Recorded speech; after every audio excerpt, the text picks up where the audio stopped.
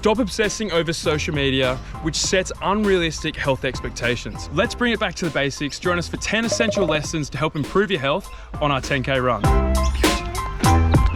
Boom. Alrighty, first K done.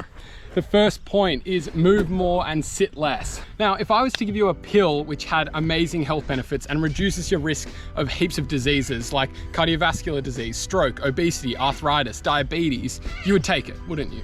But as soon as that is put into something where you have to put in a bit of work, like exercise or movement, you don't do it because it is a time commitment. If we tackle the first part of that, of move more, this can mean general exercise. This doesn't mean you have to go for a run. This doesn't mean you have to do a high intensity workout. This could be going for a walk with your partner, with your dog, whatever, but this is moving more. A moderate amount of this every single week will help reduce the risk of those diseases. If we then tackle the sit less side of things, think about your work structure.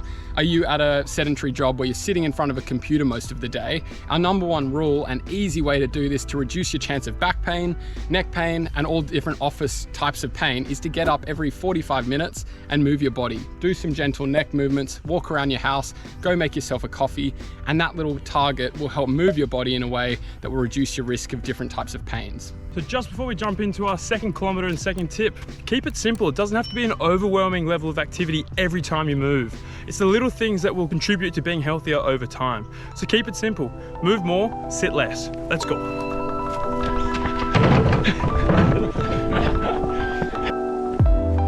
That's 2. So guys, stop the weight loss gimmicks.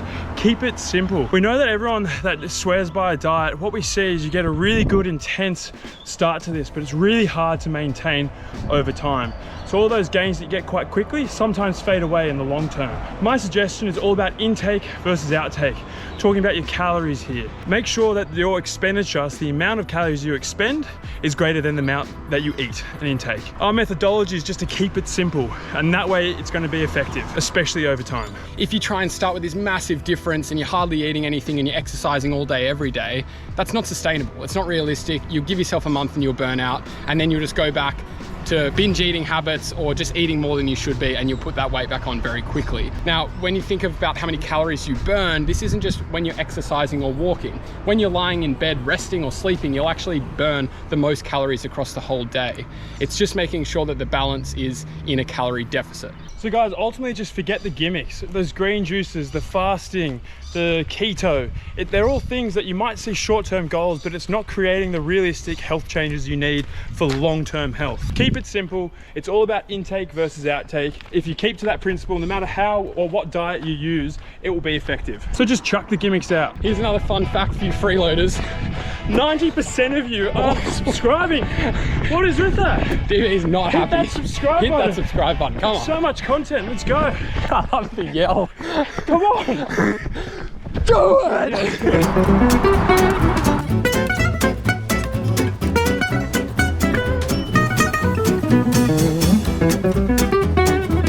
Chuck the weight loss gimmicks in the bin.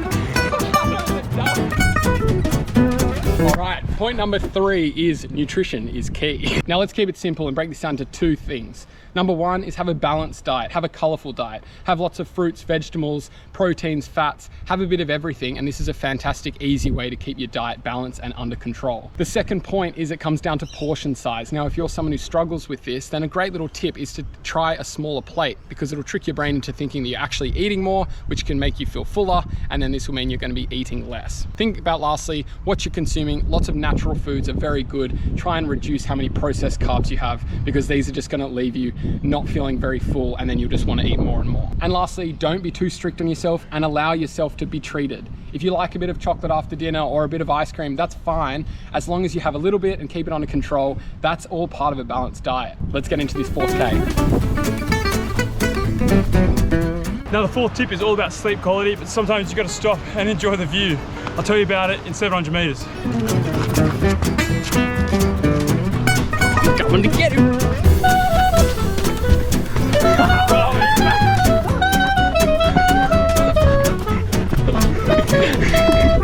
Yeah. Now it's all about sleep quality, not quantity. So we know about 7 to 8 hours is most ideal for most people. Any less than that can be harmful, especially if done for long periods of time. To improve your sleep quality, it's important to try small things that will help. One of them is reducing blue light in the evening. That's going to help you switch off and help your brain and eyes get more rest and prepare you for sleep. Number 2, sometimes heating up your body temperature before sleep can help induce a more sleep-like state. So sometimes having like a hot tea or a hot shower can help you with your sleeping. Number 3, I would try and avoid or look at what you're having before bed. So try and avoid sugar and caffeine within a couple of hours of going to sleep. This will keep you more stimulated. Even if you do get to sleep at the same time, your quality once asleep may reduce as a result. And it's really important to look at the role of technology in sleep quality. So if you're on your phone, on your computer, doom scrolling on Instagram, where time will delete itself and you'll get later and later into the night without even knowing it, this is going to be something that keeps you up and stimulated for much longer and reduce your overall quality of sleep. If you're doing too much of these things prior to your sleep routine, you'll have a reduced deep and REM sleep, which overall is where we do a lot of our system regulation and is the most important part of our sleep. So if you're having issues with feeling tired all the time, try address some of these points and see if it improves your sleep quality. Now, one of the best things I've heard about sleep hygiene is keep the bedroom fit for only 2 things, sleeping and sex.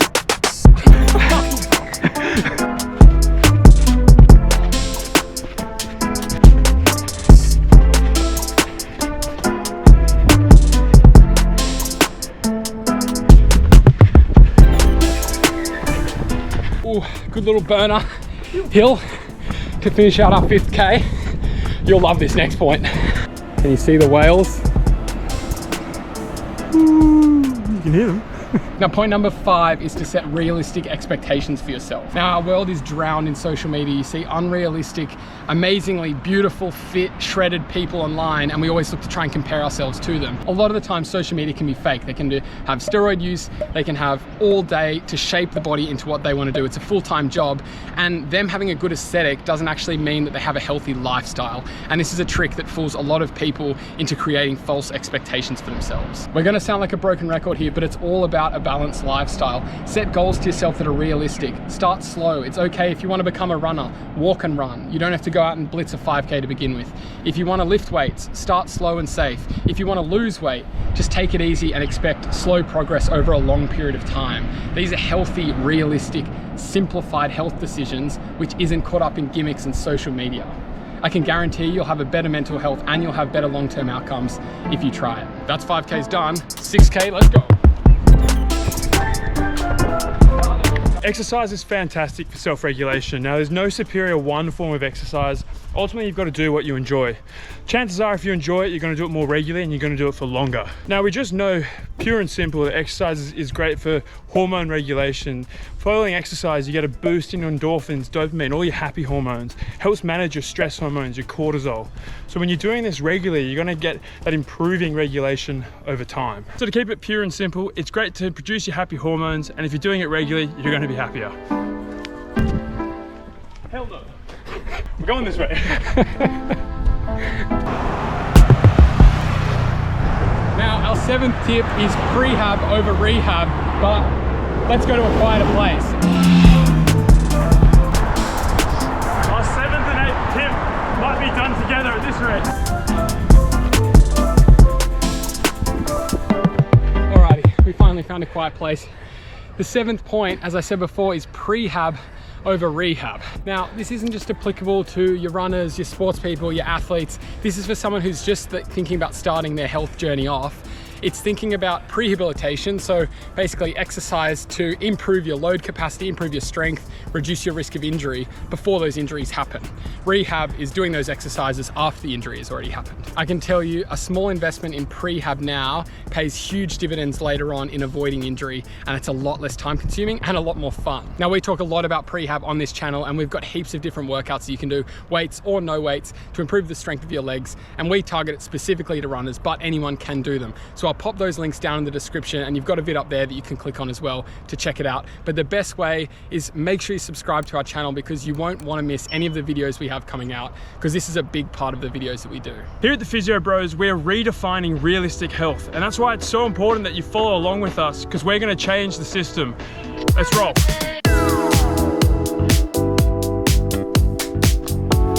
of the worst things is when you get to press pause. Bugger. Now, number 8, you're a product of your environment. It's saying if you're around those people that are going to help take you to new heights, focus on things that are going to help you grow, whether it's fitness, health, or work, naturally you're going to be in the right environment to build. If you're hanging around with people that don't have like-minded goals or helping you create things that are going to help project you forward, then sometimes it's a good thing to have a reality check and look around at those who are around you. I'm not saying you need to replace and clean sweep your friendship group, but it is saying maybe start having these conversations with those around you and bring them along with you for the ride. It's going to be that much better when you get to a new improved height and you've got those that you love around you, supporting you. Supporting you. Our 9th point is stop doom scrolling on social media. Now, this is an epidemic basically currently, how much time millennials, everyone is spending on social media. And for us, why we hate it is because it contradicts majority of the points that we've made in this video. Let's chat about it. If you think about it, the more time you spend on social media, the more time you're going to be consumed by unrealistic expectations of health. And here at the Physio Bros, we're all about redefining realistic health. So the less time on social media, the better. At the end of the day, if you're spending hours on social media, it's a waste of time. Just go out and do something. Go out and exercise, go out and see your friends. Your mental health will benefit from it, and you'll stop going down this endless hole of videos, ruining your concentration and just making you a lazier person. We're not saying go cold turkey. There's obviously, it's enjoyable, it's entertainment, it's a great way to relax, but set app limits, use screen time, use whatever apps they've developed for this, and then this is again creating a balanced lifestyle, and it's a perfect way to do it. Now, our final tip number 10, is to take your mental health seriously. Now, this may be the calling that you need to reach out to those, your friends or your family that you love, to start these conversations. If it's not for yourself, it might be for someone else. And to start having these conversations, we know will help all of those around you. Now, we're not saying we're mental health experts, but we have been physios for a long time, and we've helped initiate these conversations and referred people on accordingly. Check out our description because we have lots of mental health online services that are completely free that can be helpful for you. Sometimes it's all about just initiating that conversation. So talk to your friends, talk to your family. If it's not for yourself, you might actually be helping others and those around you. It's time to take mental health seriously. And now we're on to our 11th K because we've got a bonus kilometer and tip for you. That's 11 Ks. Now that's an 11K run done. And our 11th and most important tip, DB? Subscribe, please. See you in the next one.